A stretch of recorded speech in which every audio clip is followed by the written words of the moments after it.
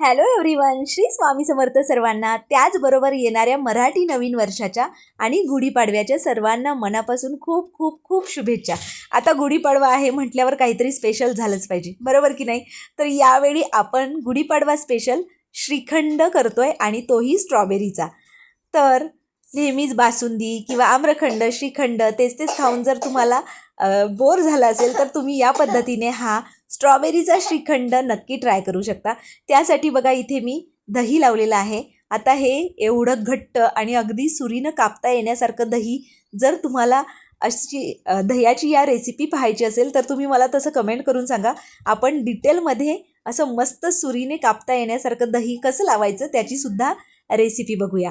तर बघा मी इथे दही करून घेतलेलं आहे. आता हे दही आपल्याला यातलं सगळं पाणी काढून घ्यायचं आहे आणि याचा चक्का तयार करायचा आहे. त्यासाठी एक सुती स्वच्छ कापड घ्यायचं. त्यामध्ये हे दही मी रात्रभर बांधून ठेवलं होतं आणि तुम्ही सकाळी हे दही पाहू शकता. अगदी मस्त क्रीमी आणि छान हे चक्का तयार झालेला आहे आपला. आता हे आपण बाजूला ठेवून देऊया आणि यासाठी लागणाऱ्या ज्या स्ट्रॉबेरीज आहेत त्या आपल्याला स्वच्छ धुवून घ्यायच्यात. तर यावर खूप जास्त औषध फवारणी केली जाते. त्यासाठी मीठ घातलेलं आहे मी आणि खाण्याचा सोडा घातलेला आहे. त्यामध्ये या आपल्याला स्ट्रॉबेरी एक 10 मिनिटं या पाण्यात भिजत ठेवायच्या आणि त्यानंतर या पद्धतीने छान स्वच्छ धुवून घ्यायच्या. धुवून झाल्यानंतर तुम्ही एखाद्या कापडाने कोरड्या करून घ्या आणि त्यानंतर आपल्याला याला बारीक अशा कापून घ्यायचा आहे. तर जो मागचा भाग आहे तो मी काढून घेतला आणि त्यानंतर या पद्धतीने आपल्याला ही स्ट्रॉबेरी छान बारीक कट करून घ्यायची आहे. तर बघा इथे माझी सगळी स्ट्रॉबेरी छान कापून झालेली आहे. तुम्हाला हवं असेल तर तुम्ही मिक्सरमध्ये सुद्धा बारीक करू शकता. तर इथे मी कापून घेतलेली आहे. कढई गरम करायला ठेवायची आहे. त्यामध्ये आपल्याला ही स्ट्रॉबेरी घालून घ्यायची आहे आणि त्यानंतर यामध्ये मी साखर घातली आहे. आता स्ट्रॉबेरीचा जसा गोडवा असेल त्या पद्धतीने तुम्ही साखरेचं प्रमाण कमी जास्त करू शकता. स्ट्रॉबेरी थोडेसे आंबट असतील तर साखर थोडी जास्त घाला, गोड असतील तर थोडी कमी साखर वापरली तरी चालेल. तर इथे मी साधारण पाववाटी आणि चमच्याने म्हणाल तर 5 ते 6 चमचे साखर घातली आहे. आता आपल्याला याच्यात छान स्ट्रॉबेरीचा सिरप करून घ्यायचा आहे. म्हणजे साधारण एक 7 ते 8 मिनिटं मीडियम फ्लेमवर आपल्याला ही स्ट्रॉबेरी छान शिजवून घ्यायची आहे साखरेसोबत. तुम्ही पाहू शकता कन्सिस्टन्सी या पद्धतीने यासारखी झाली की आपण इथे गॅस बंद करायचा आणि मस्त असा आपला इथे स्ट्रॉबेरीचा जो सिरप आहे, क्रश आहे, तो तयार झालेला आहे. तर परफेक्ट क्रश तयार झालेला आहे. मी एका भांड्यामध्ये काढून ठेवते जेणेकरून आपल्याला जो स्ट्रॉबेरीच्या श्रीखंडासाठी वापरायचा आहे तो थंड हवा आहे पूर्णपणे स्ट्रॉबेरीचा क्रश. तर इथे मी हे बाजूला काढून दिलं. तोपर्यंत आपण हे दही छान फेटून घेऊया. म्हणजे हा जो चक्का आपण तयार केलेला आहे तो आपल्याला छान फेटून एकसारखा करायचा आहे. आता तुम्हाला जर फेटून घ्यायचं नसेल तर एखादी तुमच्याकडे पुरणाची चाळण असेल त्यामधून जरी तुम्ही याला स्ट्रेन करून घेतलं, जसं आपण पुरण करतो त्या पद्धतीने केलं तरी एकसारखी आणि छान कन्सिस्टन्सी आणि मस्त क्रीमी अशी त्याची कन्सिस्टन्सी होते. किंवा तुम्ही या पद्धतीने फेटून घ्या. बघा तुम्ही, आता तुम्हाला दाखवते मी फेटल्यानंतरसुद्धा अगदी छान क्रीमी हे तयार झालेलं आहे की नाही? मस्त तयार झालेलं आहे आपलं हे मिश्रण. आता स्ट्रॉबेरीचा जो क्रश तयार केला होता, जे मिश्रण तयार केलं होतं तेही संपूर्ण थंड झालेलं आहे. थंड झाल्यानंतरच आपल्याला हे छान मिक्स करून घ्यायचं आहे. तर इथे मी साधारण 2-2 चमचे मिक्स करत या पद्धतीने फेटून घेत हे श्रीखंड तयार करून घेतलं.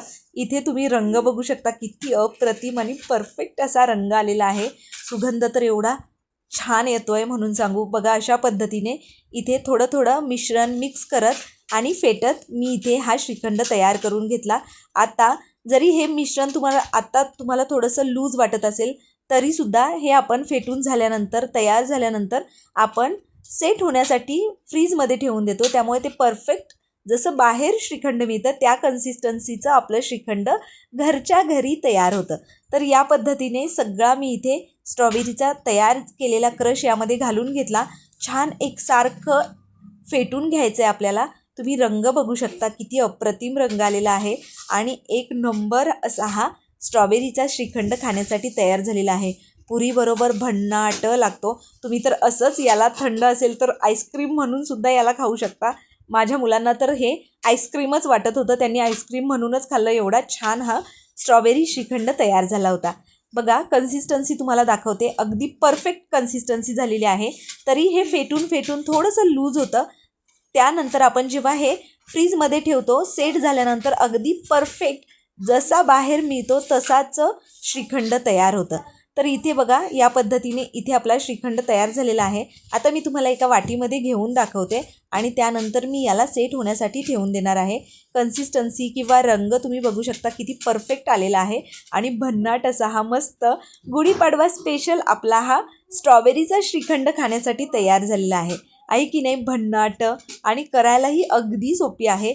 तर तुम्ही या गुढीपाडव्याला या पद्धतीने हा स्ट्रॉबेरी श्रीखंड नक्की ट्राय करून बघा, तुम्हाला नक्की आवडेल. अगदी स्टेप बाय स्टेप आणि अगदी सोप्या पद्धतीने मी इथे हा स्ट्रॉबेरी श्रीखंडची रेसिपी तुम्हाला दाखवलेली आहे. तर नक्की ट्राय करा आणि मला कमेंट करून सांगायला अजिबात विसरू नका. चला तर मग तुम्हाला ही स्ट्रॉबेरी श्रीखंडाची रेसिपी कशी वाटली मला कमेंट करून नक्की सांगायचं आहे. त्याचबरोबर तुम्हाला आपल्या रेसिपीज कशा वाटतात तेही मला कमेंट करून सांगायचं आहे. तुम्हाला जर आपल्या रेसिपीज आवडत असतील तर आपल्या आदिश्री रेसिपी चॅनलला सबस्क्राईब करा.